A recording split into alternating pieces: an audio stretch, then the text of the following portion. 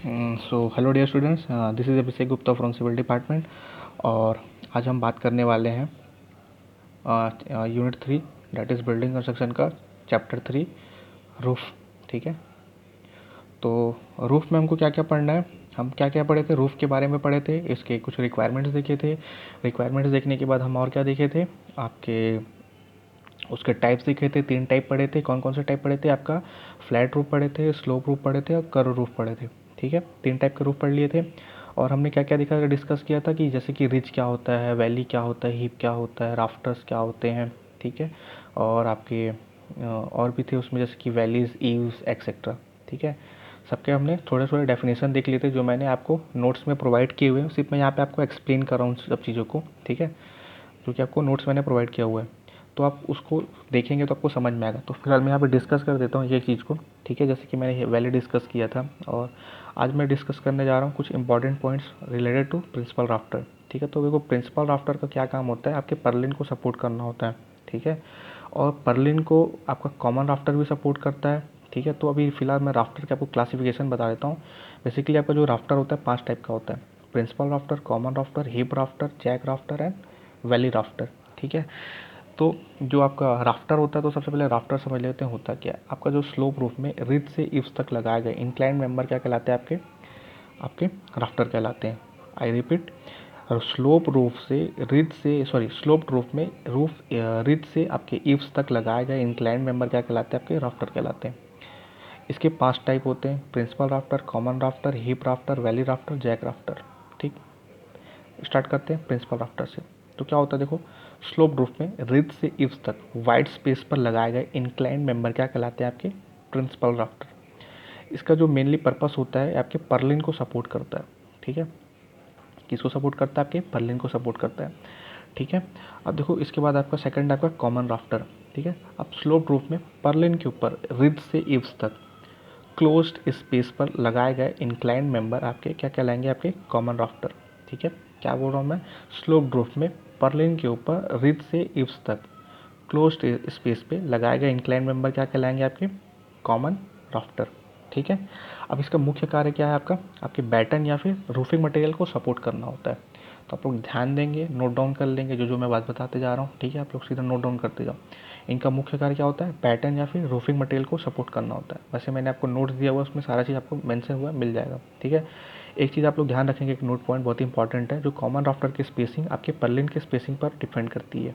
ठीक है, तीसरा आपका क्या, हिप राफ्टर। ठीक है, स्लोप रूफ पर रिब से इव्स तक हिप पर लगाया गया कोई इंक्लाइंड मेंबर क्या कहलाएगा, आपका hip rafter. I repeat, slope roof पर रिज से इव्स तक लगाया गया हिप पर लगाया गया कोई इंक्लाइंड मेंबर क्या कहलाएगा, आपका हिप राफ्टर। इसके बाद आपका क्या है, वैली राफ्टर। वैली राफ्टर क्या होता है, आपका स्लोप रूफ पर वैली पर लगाया गया कोई rafter, that is called valley rafter.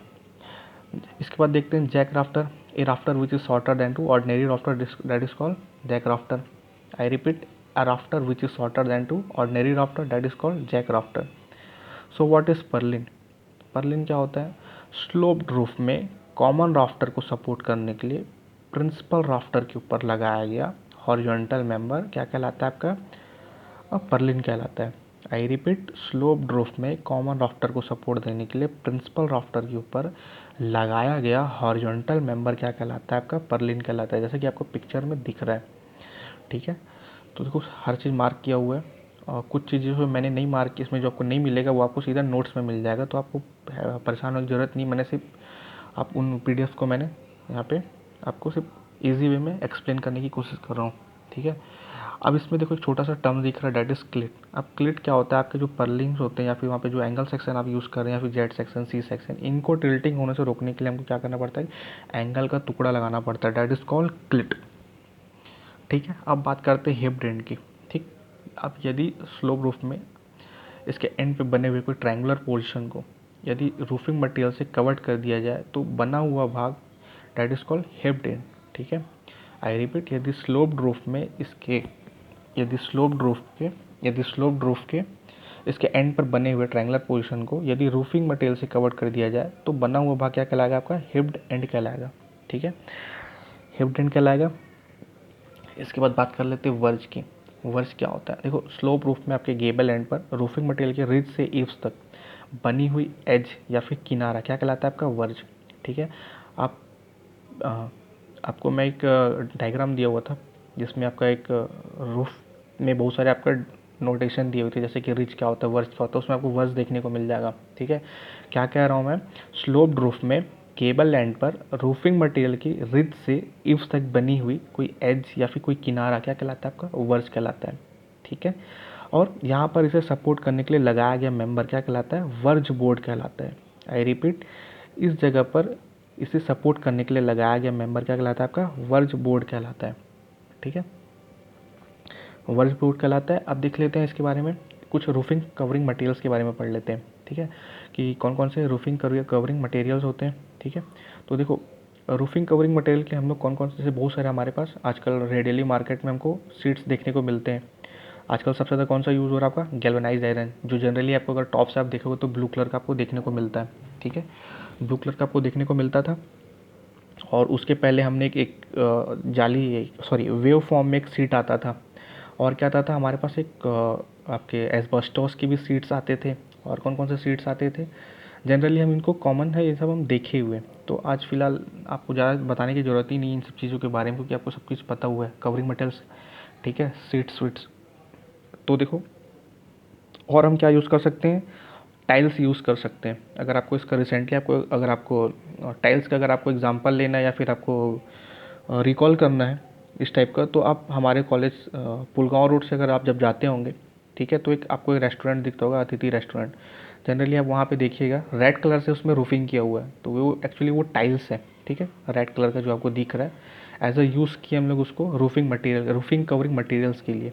ठीक है, और सेकंड है उसके बाद एक और आपका सीट यूज़ करते हैं, that is called AC seats, जिसको हम क्या बोलते हैं? Asbestos seats. ठीक है, पुराने ज़मानों में घरों में यही सबसे ज़्यादा देखने को मिलता था।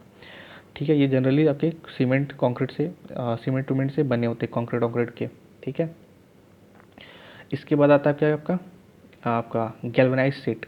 ठीक है, जो सबसे ज़्यादा यूज़ किया जाता है, जिसको हम, इसका फुल फॉर्म क्या होता है आपका? इसको हम जीआई सीट भी बोलते हैं, और इसको गैल्वेनाइज्ड आयरन सीट भी बोला जाता है। ठीक है, अब जीआई सीट में क्या होता है? ये लोहे का बना होता है। ठीक है, इसमें भी दो टाइप का आता है। एक तो आपका और ये हमको डिफरेंट डिफरेंट साइजेस में भी हमको मिल जाता है बाज़ार में। ठीक है, जैसा हमको रिक्वायरमेंट होगा वैसा हमको ये मिल जाएगा गैल्वेनाइज्ड आयरन सीट। ठीक है, अब इसका एक खासियत क्या है कि इसमें जंग से बचाने के लिए हम लोग क्या करते हैं? जिंक की थिन लेयर लगा दी जाती है, जो आपको ब्लू कलर का आपको दिखाई देता होगा, ब्लू या फिर रेड, अलग अलग कलर में। ठीक है, इसलिए इसको गैल्वेनाइज्ड आयरन सीट्स के नाम से भी जाना जाता है।